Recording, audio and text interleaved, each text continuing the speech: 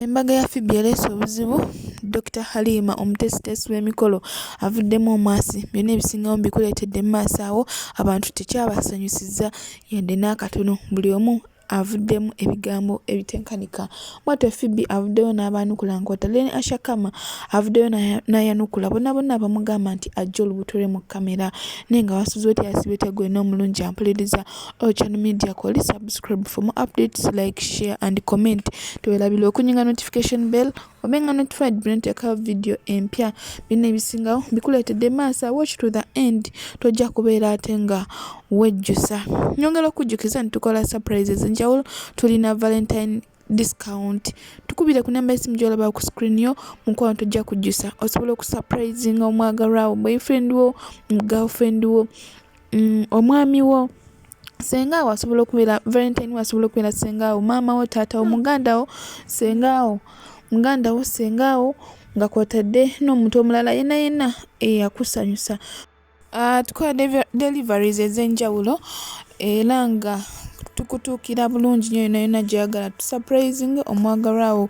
Kasita tuwa transport tutuukira bulungi nnyo ddala ate mwattu ne tusanyusa omwagalwa wo. Bw'atyo tugenda kusookera ku Dr. Halima omutesitesi w'emikolo gya Pheobe tuwulire ensonga ki gy'agala okuyisaawo oba kikyayogera ku mikolo gya Pheobe. Obula okukwata wa interview n'omuba oluyi. Lwaki omugole waffe mumalako emirembe? Lwaki temuleka omugole n'awummula mumuzza wano mumuzza wali? Bwe mutyo we mwali kukyala kwa Pheobe omukazi ali mu mikolo ate mwamala okulaba nti emikolo bagitimbye ali mu kukyala mwenna ne mulyoka mukuba amasimu. Nze nalina essimu era buli omu namuyisaamu eggaali ye nga buli akuba nze wa interview gundi ne gundi nga nkuyisaamu eggaali yo. Ab'obuzindaalo mutwesonyiwe mukko muleke omugole asooka agulowinge. Mumubuuza kino mumubuuza kiri atuuke n'ekiseera ayogere ebigendo tuvumya. Muleke omugole awummule. Mwaba obuzindaalo mmwe nze ngenda bakubira ku mukolo gwa Pheobe nze kambabuulire. Mwagala byonoonese. Okiwulira ekintu ekyo? Lwaki temwesonyiwa omugole n'agulowinga mmwe bantu mmwe? Dr. Halima bw'atyo mukambwemu ng'omutesitesi w'omukolo w'emikolo gya Pheobe egy'enjawulo gye ndabamenyeramuko emabegakaawo nga nabategeeza nti emikolo giri 5. Dr. Halima ye kalabalaba w'emikolo yalina okulaba omugole ali atya, pressure eri etya, amukakkanye, ebitambula bitya n'ebirala bingi nnyo. Yagenze okulaba nga abayoutuber bagenze mu maaso n'okutandika okuggyako Pheobe interviews ez'enjawulo bamubuuza ebibuuzo ebitasaana n'ebitasaana. Jjukira nti alina ka pressure k'emikolo bamubuuza ebibuuzo kino nakiri. Dr. Halima bw'atyo n'asalawo aveeyo n'agamba bannange omugole mumuleke awummule. Kiri mu butuufu bwakyo oba nedda osobola okukozesa comment section n'otuwa endowooza yokkirizigana nakyo oba nedda. Bwe batyo Pheobe oluvannyuma lw'okwogeramu interview n'agamba nti ssente ze zeyakola mu bwakadaama bafamily baazirya n'ebirala bingi nnyo. Abantu bavudde mu comment section bagamba Dr. Halima alabika yalya n'essente za Pheobe. Oluvannyuma lw'okuvaayo n'akomya abantu okulekera okuggyako Pheobe interviews. Bw'ati bwe yagamba. Omanyi mwansibyesibyeko ddaana amatu g'embuzi nga we nalya ssente za Pheobe. Nga we mpaga Pheobe, nga we mutegeerera, nga we muwa amagezi. Naye bantu mmwe.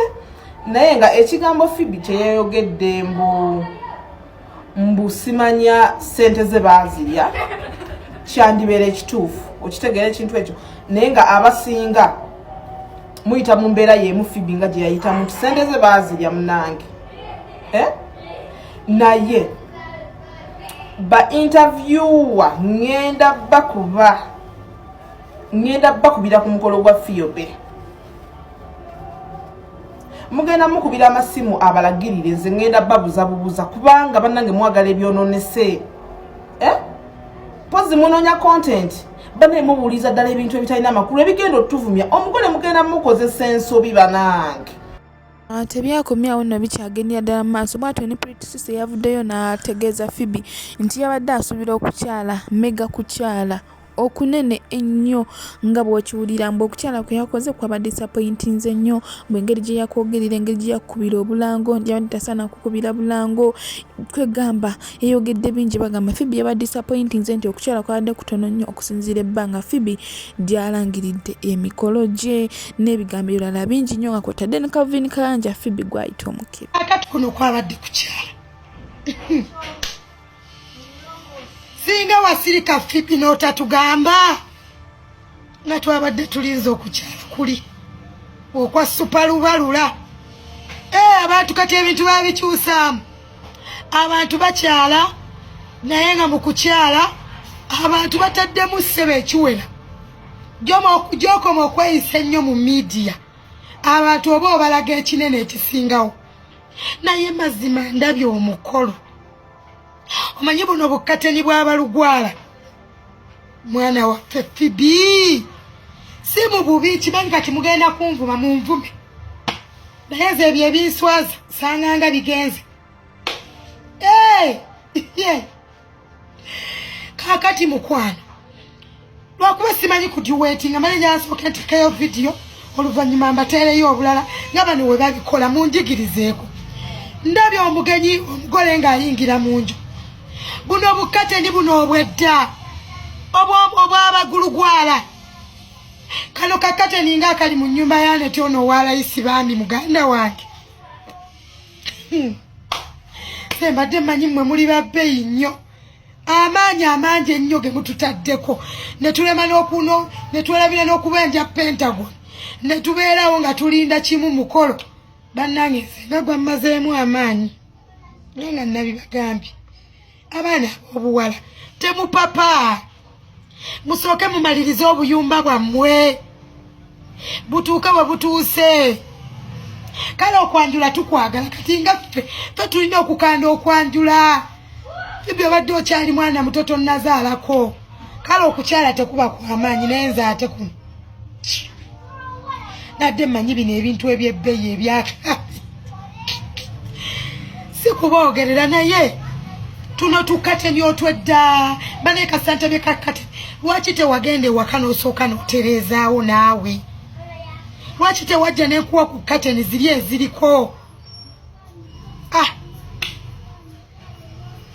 bannange buli omu alaba akiraba ebintu by'okweyiyayiya ng'ebyo lwaki bibamalamu okwambala mwayambadde bulungi ku ssaawa ensembayo era mwanyiridde naye kateni kwenkomye okutegeera ezo kateni ng'okimanyi kamera egenda kuleeta buli kimu wadde eri wammwe naye waali tetteeyo kateni zino ennungi anyway kangenda mu bizinesi z'abakadde amagoba gati mmanyi mugenda kunva waswa bano abasajja mbalinze baleka bagaanye okujja katugende wali tugenda kumaliriza tugenda tereza luumu ya Kiza tumale tumusuubulire amanda gatuuka olwo naye simanyi nno leero wennaatuula agala genda mu bbanka kuleeta busente bwammwe nabwo mbubawo kuba amanda kyemmanyi gatuuka olwaleero naye nga abaana ab'obuwala mukakkane nze okukola omukolo oguntyoboola mbeerawo kati wano nswala ki bizinesi yange kalasi n'abaana abalala benkolera obusente mu bugattegatte muzimbe bw'oba owulira nga bizinesi ekulemye okukola emikolo onaayanjula nga mu maaso eyo nyiizizza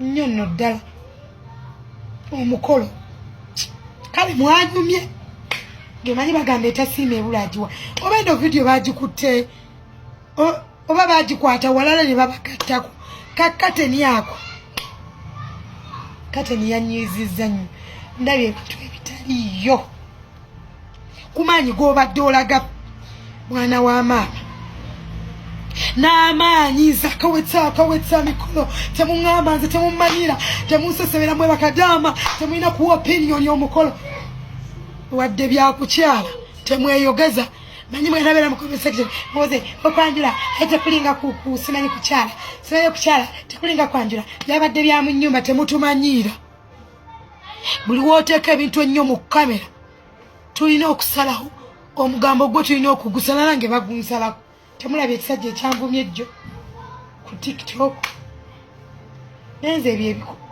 lwaki mweyiiya leka abakazi abakadde nga ffe tweyiiye gy'emikolo gisaana kukolebwa nzi kubanga emyaka gimpitako teno nawe Pheobe oli mukulu lwakuba omwana tannalabika bulabisi muleke kwekaza menya abaana ab'obuwala ennaku zino n'okweyita omuto abato muli bakadde lwakuba kwekaza bwekaza mupapira nnyo emikolo kapeti ogenda gyokya naawe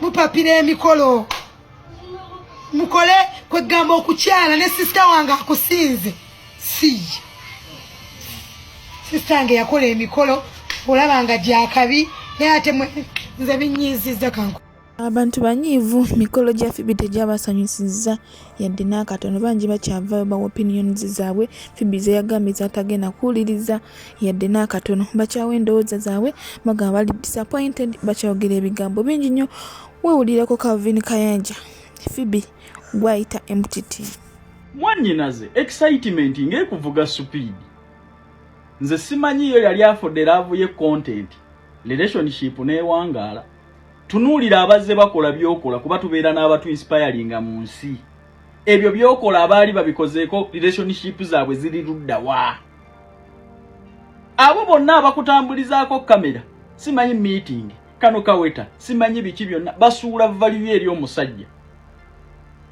omusajja gw'otwala mu nnyumba yo gye weezimbira naawe obeera so excitement bw'otyo ng'abadde ku muguwe nnyo fenno bino byonna byolaba byokola tubivaluwinga n'omanya omukazi gw'ofunye ddala abadde atuuse ku kisenge basajja bonna babadde bamuleseewo n'olyoka ojooga oyo kubanga okimanyi oli kyabbeeyi nnyo oli katonda mu bulamu bwe wamuwa bulamu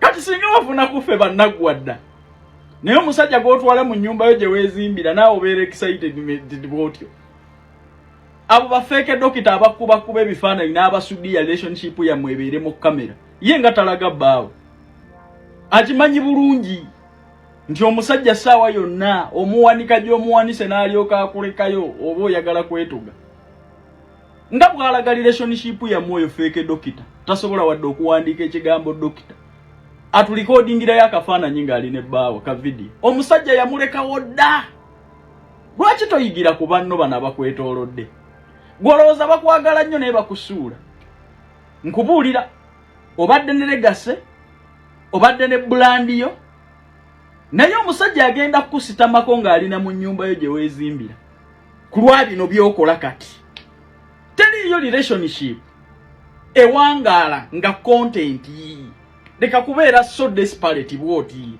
kulaga nnyo omusajja nti akoze kyamaanyi nnyo ng'omutwala na mu nnyumba yo gye weezimbira kuba wazimba ennyumba weetaaga ba andola ne ba advisor leka kuggwamu bw'oti bino byonna tubissa ku minzaani ku weighing scale n'omanya mukazi ogenda kumuyisa otya bino byokola olinga alumi ababadde bakwebakako ddala eno laavu oba content nti gundi yannyima akawetono yakampadde omusajja ajja kukuyisanga ekitagasa ajja kutuuka n'okufumita mikwano gyo kubaki ajja kulowooza nti yakujja ku kisenge ensi yali ekulese waliwo nze mbeeyitira bakyabula asamba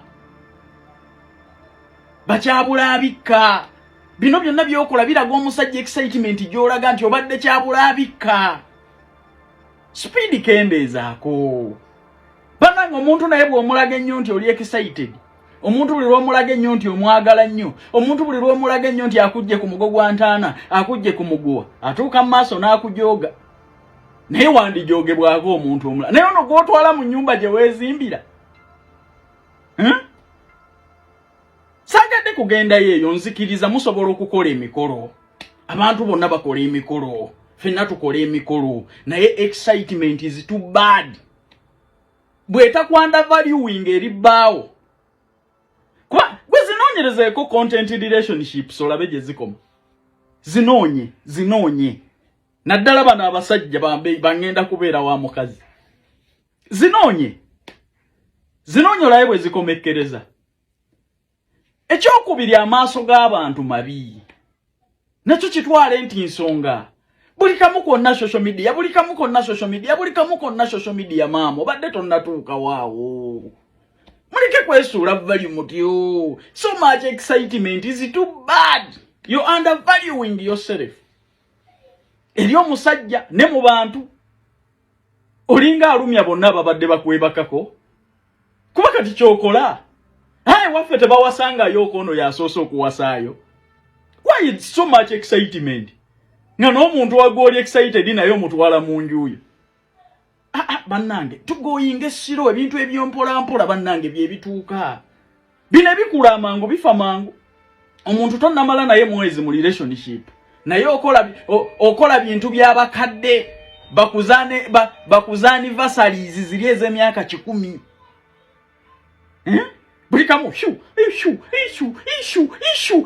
bata mulabye empeta mulabye kino kati tugenze wano bagole kati meeting yino tuli bino why are you so excited to that extent my sister omusajja oyo bwali kulekawo tolyetuga oli tugamba otya olaba oyo feke dokita asiba akuzungirako ne kamera yakabeera n'abasajja tabamanyi muwendo yalinako owebirevu akyayinza okulaga omusajja oyo feke dokita ayinza okunyanukula siyinza okumwabiza wano yayinangako owebirevu n'awaana owebirevu mu kamera muno naye mbagamba teriyo love content relationship esobola kuwangaala yamaliriza tamulidde mbuli n'amulekawo. Take these words as a very, very, very, very not ja relationship eno mu kamera omusajja agenda kujogera mu nyumba gye wezimbira. Bampita kayanja ngenze ebigambo byange bino birijjukirwa kuba n'oyo fake dokita namugambako nga wana abasajja abamerevu ne mugamba you already woman ne bwoba totegeera nga byo gyoyitamu mu nseno ojja kulaba akyayinza okulaga omusajja ayina advantage nti n'omukolo gwe gwennyini gwali gwakyama bakulagako bifaananyi bye. Why? Nti akimanyi nti obudde bw'ensi bukyuka kati omusajja yamuleka wodda naye owulira tetumuyeeya kozi n'omusajja yagaana okumutulaga atulageyo akafaananyi konna ng'alina ebbaawo. Oyo feke dokita nyanukule tasobola wadde okuwandiika ekigambo dokita mbo dokita. Take these words my sister. Calvin Kayanja bwati bwagambye naye nga mazima ddala mufa kinensi. Nsaba okozesa comment section otwendowoozayo kuva live video kuva gyetandikidde bbaka wetukyali kati. Kiriziganya ne Calvin Kayanja byogera oba nedda. Bulisha Kashi naye bwatyo Abdul na Pheobe advise. Yo, hey guys, vamikwano nina ekintu ekimu kyendi olaba ku TikTok wano neesere musanyufu mukitegera. Bakulu bannange bannamukadde bannange tufune ebimu tufunemuko ku nsonyi bambi tuleme kwekaza mu bintu ebitajja. Wabanga Pheobe ku TikTok yafuna omukisa ne bamukuba embaga bameka bavudde ku TikTok ne babakuba embaga kaddama bamukuba embaga tuleme kunyiga oba kitete yanyumye oba yanyumye mwabamanyi ate banange temunnemesa mmere kwegamba mugenda kumugamba ebigambo akyankala nasazeemu okwanjula nzo omukuba yayise abagenda omufulumya okuva mu nnyumba kwegamba muli mukunyingirira that day I'm not planning to cook kwegamba mwagala Pheobe ekyawe embaga akisazeemu naye Pheobe mukwano kusala bwekyange nga tumaze okukola embaga I need to eat food. You know, nenga guys, we need to appreciate people. Tulekera okwekaza embaga sinyango. Baki muri amwino obusajja bamwe bumpi mu katambala ka kumeza engeye ndi kubya embaga akokuba miggo. Kati mutala mukubya embaga. Tulebe kunyiga. Kati nze nganze ndi wano. Gwe nafuna ina height yali amumumanyi ina dread. Naye taina chanyamba. Embaga yaganya yaleta empetanga ndi mu kibox kya sawa kati bali you know ate Pheobe nawde bagamba mbo oyo tusoloza mu sente z'embaga tugenda kuzikuwa naye nze sigenda zikuwa ekindeta ku mbaga yo kulya mmere na kukufulumya nze sijja kuzikuwa naye nyange nabera ku side yo kuba mwana wakoze ekintu ekitakoleka oba bawo ali biki oba ali biki yoyo gwanonze mu bangi banji bali wano bakadama bubba bamala butugira mu kisenge ne badduka ko airport bagende bakuba ekyeyo kati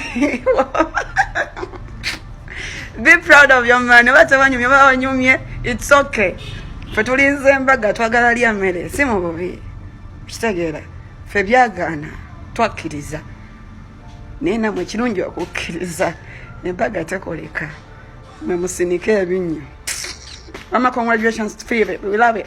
We love you. We love you. Okay, I'm done.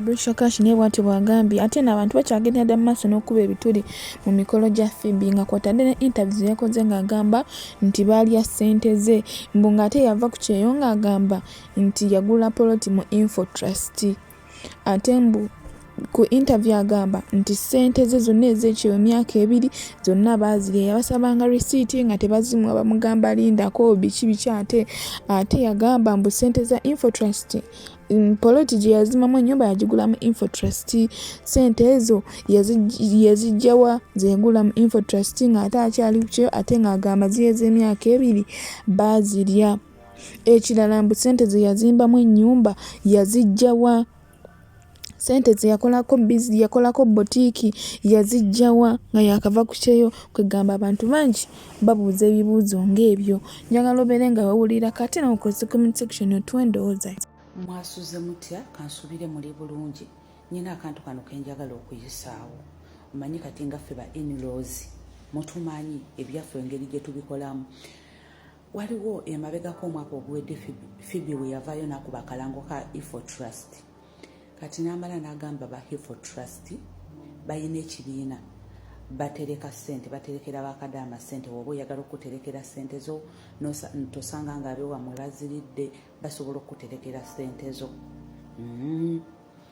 naye waliwo ka interview kwensanze omwami omu ng'agamba erinnya ndyerabidde nti nno Pheobe bwe kiba kituufu nga kwabadde kukyala yataddemu ssente nnyingi naye nze jasi nalabye nga kabadde kalango just ebyobukateni obukadde obuyumba bubafulumyemu bapanze bangi anti media olumu tubateeka ku bunkenke ne bakola ensobi media ejja bakozesa ensobi nzirayo ku ky'omwami yagambye bwe kuba kukyala Pheobe yataddemu ssente nnyingi mbw ate ayina ag'omunkubo ge yawulidde bu Pheobe ayina ssente z'abanne ez'ekibiina ze yakozeemu okukyala naye bwe kiba kituufu bannange lwendiwulirayo embwa yakadaama evaayo netandika simanyi manja Pheobe ssente zange tazimpa simanyi nagamba Pheobe ampe ettaka nandaga eri empewo omanyi midi yeteeka ku pressure nebawaga mujja okukola emikolo mu ssente z'abannammwe katusabe katonda kireme kuba bwe kityo kuba ffe abo ba in-laws tuba tukola byebyo katubasabire anti Pheobe mulokole nze mwagala nnyo tasobola kukola bintu ebyo Pheobe ayina katonda anyway ono omwami ayinza okuba yawuliddemu bubi nga si bituufu era nange saagala bibe bituufu endiga ya katonda eba tegenze tuwemula byebyo nno bibyo badde naye bwendiwulira kadaama avaayo wano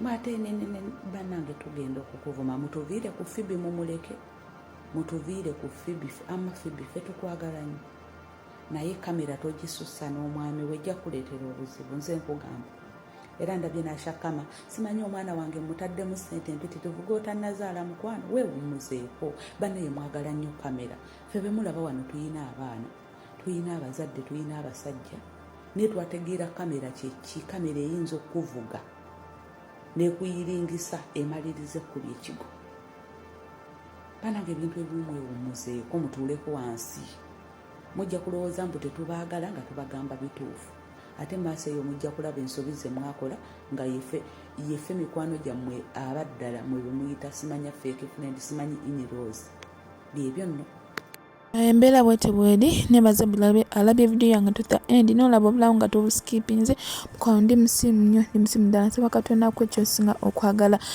nineyongera okujjukiza nti osobola okukozesa comment section otwendowooza okusinziira ku live video kuva gyetandikidde mpaka gyesemba ate nenkujjukiza nti tulina discount ya valentine tusiba ebirabo tukola mine towers gift hampers tusurprisinga omwagalwa asobola okubeera omwami wo omukyala wo, girlfriend wo, boyfriend wo, omuzadde wo, maama wo, bataata wo, senga wo, kojja wo, mukwano gwo oba muganda wo.